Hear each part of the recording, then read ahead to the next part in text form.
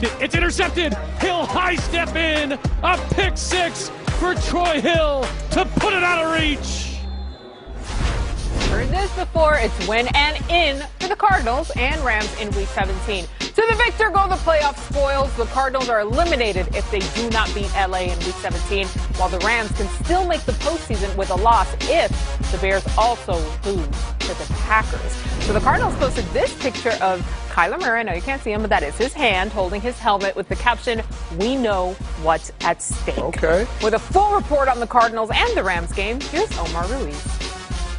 Well, the Rams will be without their starter, Jared Goff. Cardinals quarterback Kyler Murray said he will play in Sunday's win and in scenario game despite the injury to his lower leg. He took part in practice today in the entire portion that was open to the media. He says he's relishing this opportunity for a chance to get into the postseason for the first time in his career. I asked him how he balances making plays for his team without putting him in further harm's way, and he said there will be no reservations on Sunday. There's no, holding back. We lose, I'll be home chilling. So, my leg, I'm fine. As for the Rams, on the practice field today, quarterback John Walford was leading the way. Sean McVay saying that Walford had great communication and great command for what they're trying to get done in today's walkthrough. Robert Woods had a huge smile on his face when he spoke in his press conference about the possibilities of what Walford could do on Sunday. As McVay told me, if you don't like John Walford, there's something wrong with you. Rams fans hoping to like John Walford even more if he could beat the Cardinals and get them into the postseason. John Walford could be a household name by the end of the weekend. I'm just saying, listen, well, we just heard Omar with the update on the Cardinals, though. Kyler Murray will be playing, as a lot of us believed he would in Week 17. This is for the playoffs, Willie. Nothing is held back. What are two things that you're watching for in this game? Well, first of all, you just said it, Kyler Murray. If he's playing, he's a difference maker. But the big matchup that's going to be on the football field is DeAndre Hopkins, of course, and Jalen Ramsey. Now, Hopkins had 8 targets when Ramsey was on him and only had 3 receptions for 21 yards. So he won that battle. And I know Hopkins wants some get back. So these two alphas are going to go at it and see what happens there. Now, the other thing, if the Rams have a chance, okay, I'm thinking it's going to be tough. That man that just threw that pass, Kyler Murray, they got to defend the edges, okay?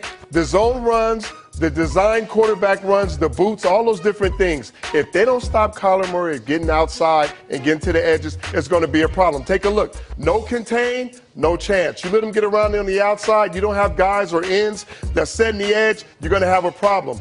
Don't try to take away the dive. Keep somebody outside for him. You know he reads this well. He played this in college. This is design quarterback draw right here. You got to have a shadow, or you got to have somebody that's assigned to Kyler Murray on every single play. Zone run right here. It's a keeper. You know he's a problem in the open field. You can't leave your feet, diving and doing all those different things. Don't go for the fakes when he's 10 yards down the football field. Kyler Murray is a problem. If your edge rushers and your outside linebackers are not disciplined, and then you don't have somebody that constantly attacks him, he's going to make you pay. But that has to be something that Sean McVay and everyone is zeroed in on for this game. And I hear you also on that D-Hop situation, Willie. But here's the thing. There is no way that they're going to keep every possible option on the bench for them. So you know who I'm looking at for the Cardinals? Okay. Kenyon Drake. I'm looking at you, boy. By the way, he's 81 yards away from a 1,000-yard season. Okay. He's top 10 in the league right now. All right. Drake. I see you, Kenyon Drake. All right. If the playoffs started today, which they do not. Oh, just kidding. We have a little something for you. Back to throw Fitzpatrick.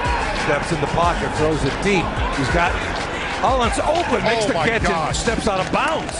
Are you kidding me? Fitzy got his face mask torn off almost. He's going to put them in field goal range. How do you do this if you're the Raiders with 12 seconds remaining, down by 2? It's magic, baby. And boy, he gets his face ripped off as he's throwing the ball and makes an accurate throw. Dolphins win 26-25. They're still alive for the playoffs. Here's what I wanted to show you guys. If the playoffs started today, the Dolphins would be in, and so would the Ravens and the Browns. But we all know the playoffs don't start today, and we're just 4 days away from utter chaos in the AFC Wild Card hunt. seeds 4 through 7, all of those on the line this weekend. Sean O'Hara, come on in, my friend. 4 teams here battling for the last 3 AFC Wild Card spots. How do you see this playing out? And I have a feeling, Sean, you're about to crush my soul. Yeah, listen, celebrating the new year down in Miami is going to be different this year, no doubt about it. But for these Miami Dolphins, I don't think this is a great matchup for them in Week 17 against the Bills, who are playing so well. They need this game in order to get in the playoffs. It's just not a good matchup. And when you go back and look at the Raiders game last week, if it wasn't for Fitzmagic and his pixie dust, they would have taken the L on that in that game as well. So I thought they struggled against the Raiders. I thought offensively they really struggled to get a rhythm. That's why they had to take Tua off the field and put Fitzmagic in. And there we're seeing Fitzpatrick get his head ripped off right there. And that throw, he pulled a rabbit out of the hat on this one. And that saved their season right now. But offensively, they really struggled with movement up front. The Raiders did a lot of darts and slants, and they didn't handle that very well. So I think this Bills defense is going to be tough for them. And then I think the other AFC teams that you showed on that board, I think they're all going to win. I think the Browns are going to win. I think the Colts are going to win. And I think it's going to make it really tough. I think Baltimore's going to win as well. So it's going to make it tough for the Dolphins. Listen, I hear you. I hear all of this. Don't think I haven't thought of these scenarios, Sean. They replay in my mind every single day, especially as you guys break it down. All right, Sean O'Hara, thank you. And the Bills going, they'll be giving select fans a little boost in the new year. The team tweeting that New York State has approved a capacity of 6,700 fans to attend their wild card playoff game. All right. Throw away the remote and keep it locked on NFL Total Access this week, because Thursday is our New Year's Eve special with Steve Smith Sr. and LaDainian Tomlinson as they are toasting from 2020. Find out who that is and who they are roasting. Eric Armstead, definitely someone to toast. He'll be our special guest on that day. Friday is your weekly viewer's guide with score predictions, stat projections, and upset alert. Who ends up in the playoff picture and who ends up out of the frame entirely. But first, Hall of Famer Kurt Warner is back with his QBs to watch in Week 17, including one you've never even heard of. That's next on NFL Total Access.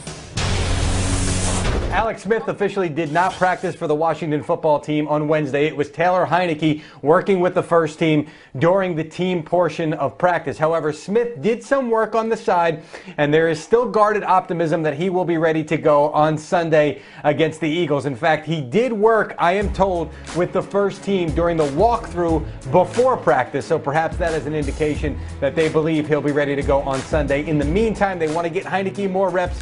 They were impressed what he did against Carolina, even though he didn't have much work to that point. So they think a little bit of work in practice, he'll be even better if we need him, even if he doesn't start that game against Philly. And by the way, the Eagles, a lot of talk from folks down there when I talked to them about wanting to spoil the party for Washington. And somebody said, look, we're finally out of it. There's nothing on the line. So watch us play well now and win by 30 now that the pressure is officially off. If so, they'd spoil it for their divisional rivals.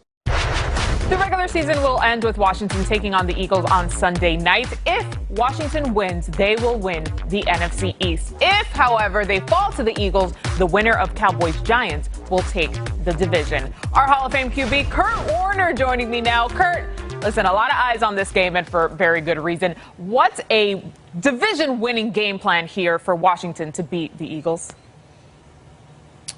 To me, it is the same game plan that they've had really all year when they've won football games. And that's Alex Smith behind center, and Alex Smith being Alex Smith, which is being smart with the football, not turning it over, not trying to make a whole bunch of huge plays.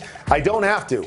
We are built on our defense. Our defense will give us good opportunities, whether it's field position or turning the ball over. I've got to make the plays I'm supposed to make, but not try to do anything extra. They're basically, you cut their turnovers in half when Alex Smith starts under center, as opposed to the other starters that have been in